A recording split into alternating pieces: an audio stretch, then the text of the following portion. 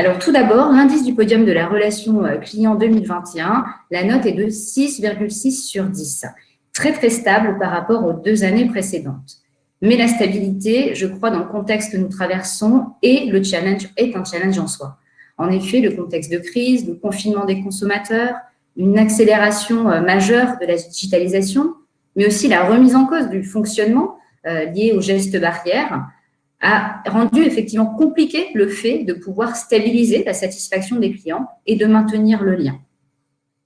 Toutefois, derrière cet indice moyen de 6,6, il y a des disparités sur lesquelles nous allons revenir tout de suite. On voit apparaître 3 dynamiques différentes selon les secteurs. On va retrouver à la gauche de l'écran un premier groupe qui réunit des secteurs très stables, très matures en matière de relations clients. On va retrouver l'assurance, l'automobile, la banque, la distribution spécialisée, qu'on représente justement ici par une fusée qui suit une trajectoire qui est restée inchangée.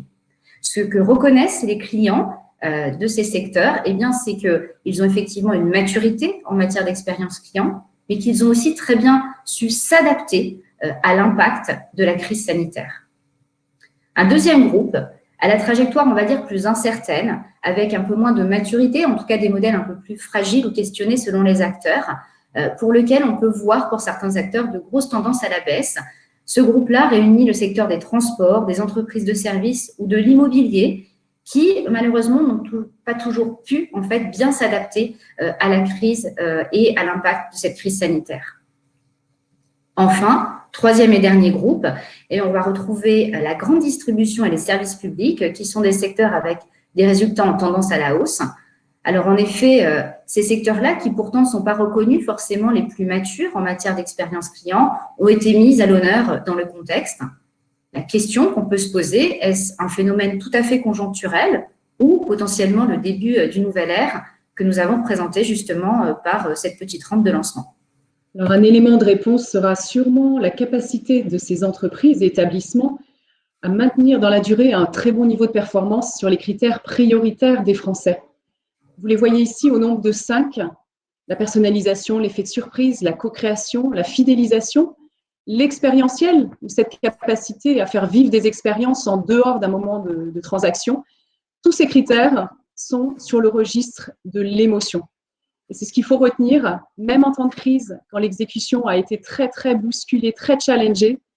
Pour le client, cette efficacité opérationnelle, c'est un prérequis. La performance des parcours digitaux, c'est un prérequis. Et ce qu'il attend, ce client, pour engendrer sa préférence, c'est vraiment que les entreprises investissent ce domaine de l'émotionnel. Alors, la crise, quelque part, a fait surfacer des nouveaux leviers émotionnels et on a vu effectivement, que ce soit les énergéticiens par exemple ou les assureurs, des pratiques autour de favoriser le remboursement des sociétaires ou geler les tarifs ou échelonner les paiements. On a vu les distributeurs mettre en avant le Made in France ou encore des activités sportives, ludiques pour les enfants à la maison pendant les vacances scolaires. C'est très, très important parce que ces critères, ils sont très mal notés. On a ici les notes sur ces 5 qui sont tout en dessous de la moyenne du podium. Et pour le top 10 des lauréats, un écart important entre 0,8 et 1 point. Donc, les terrains de jeu, ils sont là. Il y a vraiment une marge de progrès à aller chercher sur ces critères. La crise a fait surfacer des choses et donc c'est quelque chose qu'il faut vraiment continuer. On en avait parlé l'année dernière. Cette année, on trouve aussi un nouveau levier dans la capacité d'adaptation des marques. On a pu le mesurer. Ce que vous voyez ici, c'est que 41% des Français estiment très bonne à excellente la capacité d'adaptation des entreprises pendant la crise. Et ça, c'est un fait remarquable. Je pense que beaucoup d'entre vous, beaucoup des entreprises ne s'attendaient pas à être au rendez-vous et toutes l'ont été. C'est vraiment un message très, très fort dont il faut se féliciter et puis célébrer en interne auprès des équipes parce qu'on sait à quel point l'année a été compliquée et les Français, globalement, tout secteur, tout domaine confondu, reconnaissent cette capacité d'adaptation, cette agilité. On en parle depuis longtemps et la crise a été un révélateur. Voilà. Maintenant, si on va un petit peu plus dans le détail, il y a encore une petite marge de manœuvre. On voit que sur le top 10 du podium, cette capacité d'adaptation, c'est 55% et pas 41%. Donc, C'est quelque chose qu'il faut continuer d'habiter en exploitant la connaissance client, en mettant de l'agilité dans les systèmes d'information, en développant l'autonomie des équipes. Ce sont des choses importantes parce que ça se voit pour le client. La deuxième année consécutive, en miroir, nous avons interviewé 1000 collaborateurs d'entreprises de plus de 500 salariés. Et donc, ces collaborateurs, l'année dernière, ils étaient 17% à nous dire que leur entreprise avait une posture exemplaire, en tout cas tout à fait exemplaire vis-à-vis des clients.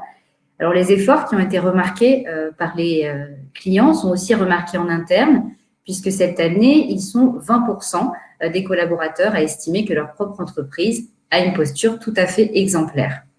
Alors, évidemment, il y a une progression, mais on peut se dire qu'il y a encore une marge de manœuvre importante. Et donc, l'ingrédient essentiel derrière cela, le fait de pouvoir embarquer ses collaborateurs comme ambassadeurs, comme vecteurs de cette exemplarité, eh bien, c'est la question de la culture client. La culture client dans toutes ses dimensions, il s'agit de valeurs, il s'agit d'état d'esprit, il s'agit de formation, il s'agit de rituels.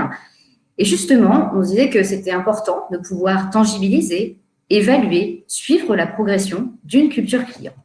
Et donc, Kantar et Bearing Point lancent cette année un score inédit, le C-Cube. Alors, C-Cube pour culture centrée client.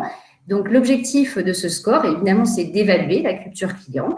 Et on va mesurer derrière 3 questions principales. D'abord, s'il est simple de servir les clients dans cette entreprise, si les collaborateurs ont plaisir à le faire, et puis s'ils sont soutenus en termes de moyens, mais également en termes de management pour y arriver. Alors, on vous révèle en avant-première ce score inédit, C-Cube. Le résultat, tous secteurs confondus, est de 72 sur 100, mais évidemment, il couvre des disparités entre secteurs et au sein d'un même secteur. Donc, l'intérêt, c'est de pouvoir le mesurer au sein de son entreprise et d'avoir cette donnée pour benchmark, et puis, bien sûr, d'en mesurer l'évolution au cours du temps.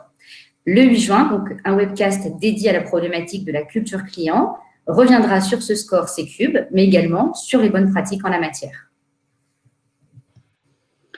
Peut-être en synthèse, ce qu'on retiendra, donc, c'est un indice stable, mais des évolutions contrastées selon les secteurs.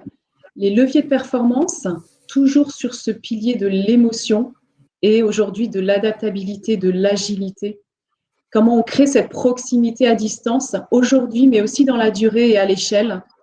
Et puis enfin, la culture client qu'on peut désormais mesurer.